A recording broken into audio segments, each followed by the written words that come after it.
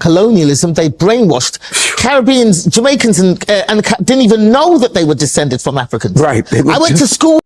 So have you ever listened to someone tell a story about your people and thought, hold on, I say, that's not the Jamaica I grew up in. That's not my people. That's exactly how I felt watching a recent interview where a comedian spoke growing up in Britain and the relationship between Africans and the Caribbean people. Africans and Caribbeans were strong. This is Windrush, right? God. Windrush came when was the Windrush? The 1930s? Yeah, when Caribbeans came over to England to help after the First World War. So, you know, they came over the 40s and 50s and 60s. They came. Yeah.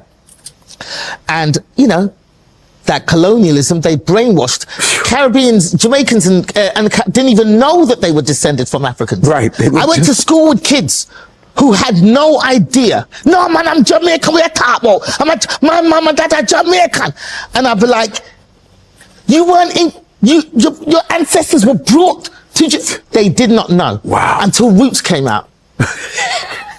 They didn't know because they were deliberately kept uneducated. Yes. So because of that, there was a chasm between Africans born in Africa and Caribbeans, because Caribbeans looked at Africans and were like, ugh, they think they're better than us, and they come from the jungle and all this, because they were all they knew about Africans was what was in the Tarzan movies. Oh yeah, you know what I mean? Yeah. And then the Africans looked down on Caribbeans, going, look at them, they don't even know their own history, they're useless. So there was that. So my mum wouldn't let me go anywhere, and she did not like it when I had Caribbean, Jamaican, just Jamaicans, don't mix with them. You know, my mum would rather I had white friends than Jamaican friends. That's how bad it was. Insane. So she wouldn't let me go to any parties. One time when I was 15, a girl who lived across the street. My house is here. This girl's house is there. Here. Right there. Right across the street. Everything's so close. Yeah. You can't go to anything that's so close. She had a birthday party. Oh, good. Okay. So, how old were you? 15. Damn. Okay, yeah. She invited everybody in the class to the birthday party. There was another girl, Muslim girl, whose parents also didn't let her go anywhere. Now, before I go any further, let me say this. For one, I'm disappointed in Godfrey, because he's a comedian that I know is very educated. I know he's Nigerian, he's probably picking the side of the other Africans that he was interviewing, but he should know better. He grew up in America, so he know enough Caribbean people I know enough Caribbean history to know that's so far from the truth. But again, her experience in Britain is her experience. So nobody can take that away from her. If she grew up in a household where there was tension between Africans and Caribbean, that's her reality, right? But what rubbed me the wrong way was when that personal experience started sounding like a history lesson about Caribbean people as a whole. Because Jamaica I grew up in tell a different story. You see, according to this narrative, Caribbean people supposedly look down on Africans. We supposedly didn't know our history, and we supposedly didn't know where we came from. We supposedly thought African was a jungle because of colonial and brainwashing. And when I heard that, I thought, what Jamaica are we talking about? Because the Jamaica I know was obsessed with Africa. Long before social media, long before diversity spreading and all that, long before universities started teaching Black history. Because we grew up in Jamaica from a young age.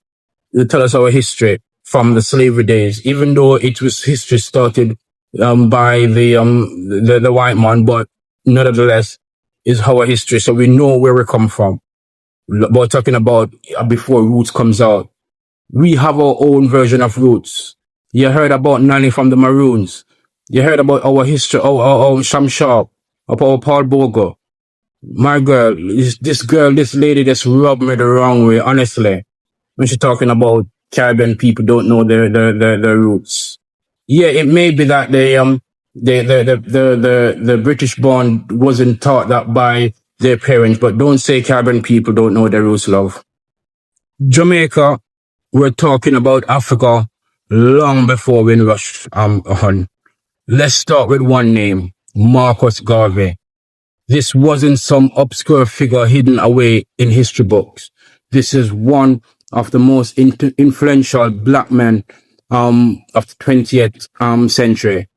And his message was Africa for Africans, black pride, black self-determination, global black unity. He inspires movement across Africa, the Caribbean and America and Europe. And without him, you wouldn't probably be hearing about people like Martin Luther King or Malcolm X.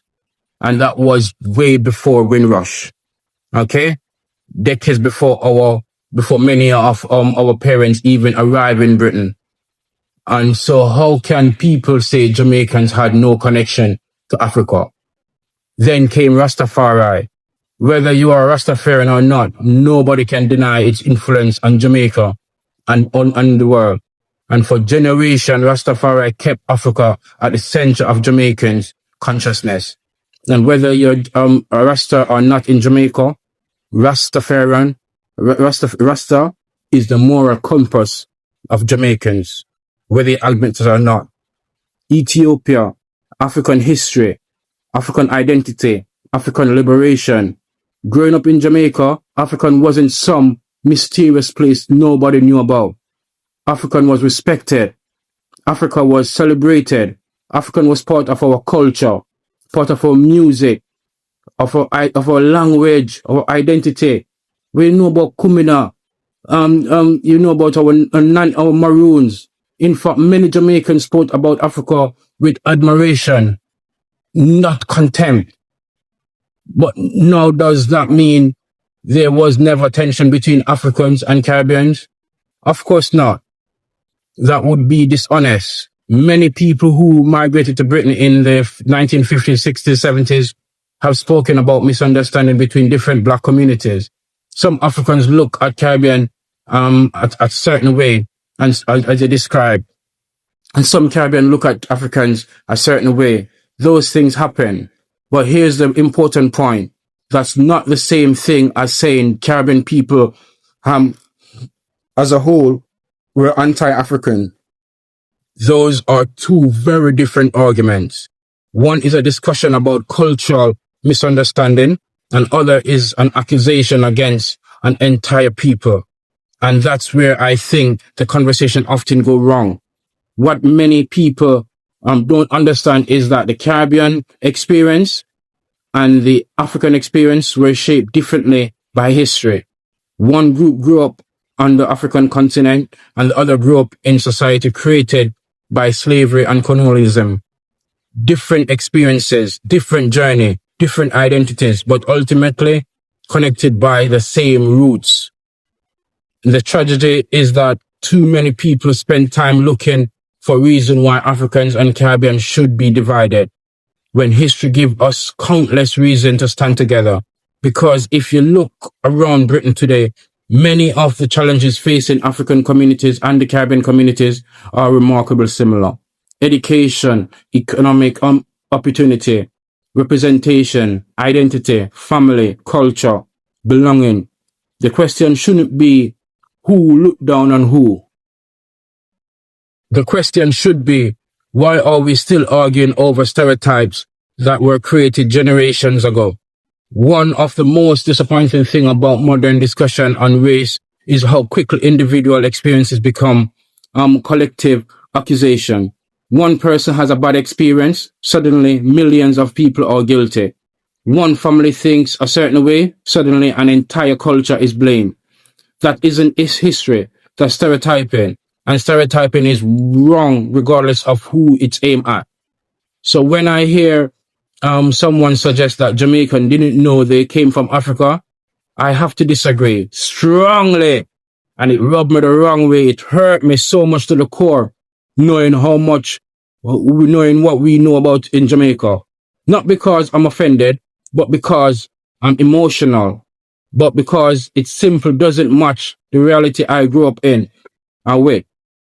The Jamaica I know produced Marcus Garvey. The Jamaica I know produced Rastafari. The Jamaica I know produced some of the strongest Pan-African voices in modern world. The Jamaica I know taught us exactly where we came from. And maybe that's the conversation we need to have. Not a conversation about who hate who. Not a conversation about old stereotypes, but a conversation about the historical links between Africa and the Caribbean that have existed for generations. And it's so... And one thing I know when I come over here and meet certain Africans, especially Ghanaians, I realize how similar we are. And from centuries and centuries apart, we have so much similarities. From the food to how we mannerism, how we walk, how we talk, the language, certain things, and it make it so obvious. Now you're gonna tell me that we don't know that we come from Africa? Come on, lady. This woman pissed me off so much, man. Because if we're going to be honest, if we have to, you have got a lot more in common than we have dividing us. You get me? And perhaps that's the part of the story that doesn't get told enough.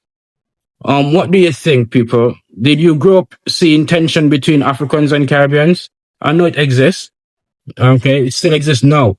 Or did you grow up seeing unity and admiration, as I do? As I said, I grew up in a Jamaica where we admire Africans. You get me? We know, we've been hearing on the corner from the elders that we know that what we see on TV about Africa is BS. You get what I mean? So we look at Africa as our heaven, our homeland. You get what I mean? So I don't understand this woman with a mad generalization. But bless upon herself.